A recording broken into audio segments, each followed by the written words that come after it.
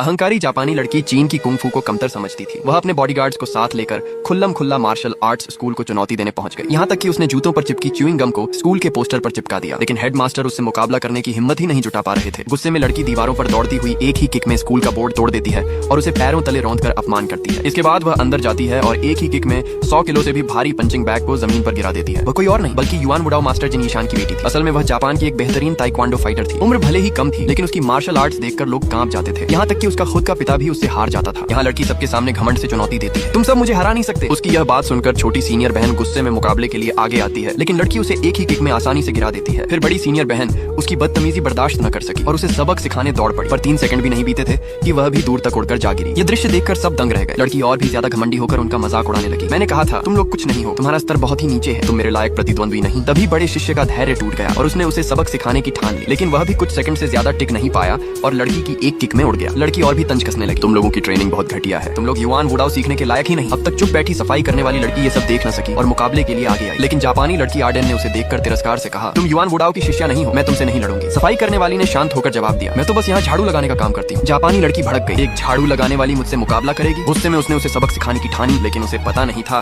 कि यह साधारण सी दिखने वाली सफाई लड़की असल में एक छिपी हुई महान योद्धा है। अब जापानी लड़की की असली मुसीबत शुरू होने वाली थी।